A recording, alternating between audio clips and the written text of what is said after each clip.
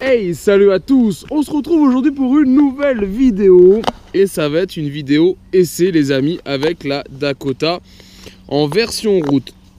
Vous avez pu voir dans la dernière vidéo que j'ai refait le moteur, je lui ai fait faire quelques chauffes.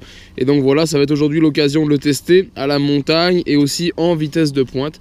Donc pour ça, on va mettre le téléphone en route, prendre toutes les données qui vont bien et je pourrais vous donner les valeurs de ce Dakota. Donc je vous le rappelle, moteur AV10 origine avec un CDI à 7500 tours, un pot Léo Vince sur lequel j'ai enlevé la chicane à l'entrée du pot.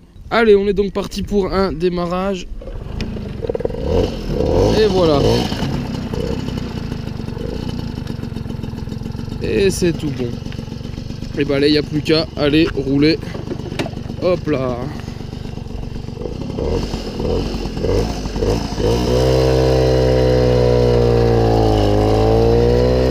Donc on va attaquer directement par de la montagne les amis.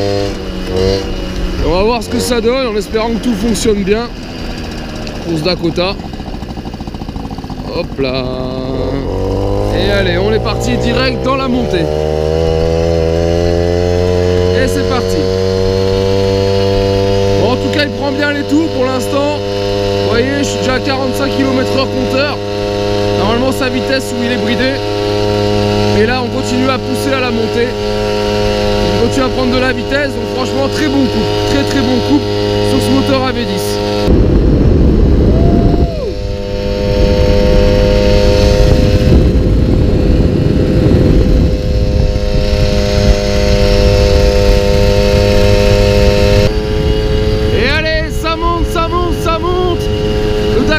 Toujours de la vitesse, 60 km/h compteur les amis.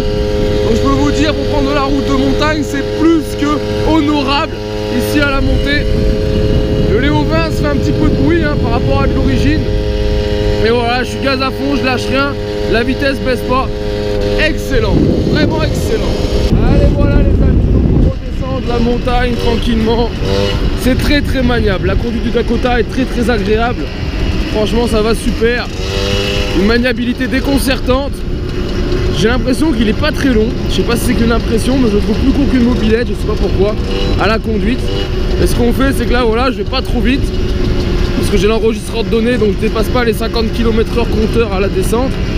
Et on va donc aller dans une droite pour tester ce Dakota en vitesse maximum. Maintenant, il est bien chaud. Alors, c'est parti. Allez voilà les amis, je me suis arrêté au bout de la ligne droite et donc on va partir à base de 0. Et attention, on est parti, hop là, pour un VMAX de la Dakota. Ça part déjà pas mal.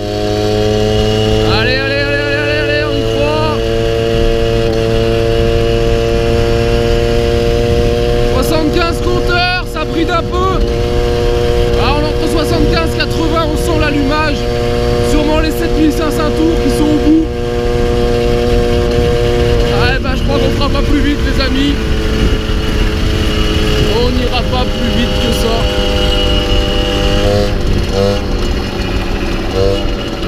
Ah là, j'en ai les yeux qui pleurent, j'ai oublié de mettre les lunettes. Bah donc voilà, vous avez vu, on arrive à 75-80 compteurs, donc on doit être pas loin de ce que je pensais. Un bon 60 km/h GPS. Donc on va tester tout de suite. Je vais m'arrêter dans un petit coin. Hop là. Et on coupe, ça c'est trop bien le bouton pour couper. Oh là là, c'est le top. Faut vivre avec son temps et la modernité. Hop les amis, j'ai les données. Alors je vous le donne en 1000. Alors là c'est encore plus que ce que je pensais. On a dépassé les 66 km/h. Pour être précis, je suis à 66,4 km/h. Donc voilà, c'est assez énorme. Donc après, tout est neuf aussi. Donc après, ça pourra aller un peu mieux comme ça pourra aller un peu moins bien. Mais on est au-delà des 60 km/h. Voilà, avec une configuration AV10 d'origine. Donc bas moteur neuf, je vous le rappelle. Boîte à clapet neuve. Segmentation refaite. Voilà, et tout le reste, c'est juste été changer les joints, etc.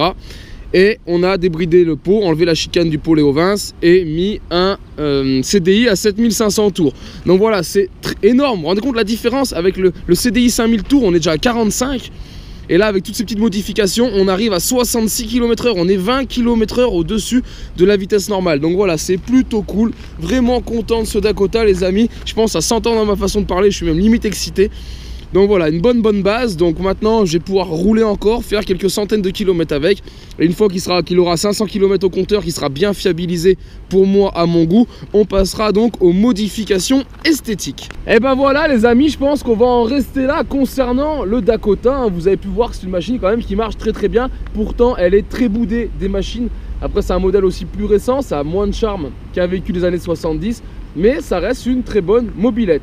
En tout cas, j'espère vraiment que cette vidéo vous a plu. Si c'est le cas, je vous invite à la partager et la liker. Et on se retrouve donc en attendant sur ma chaîne 100% mobilette Youngtimer pour d'autres vidéos, tutos et présentations. Et en attendant, ciao ciao!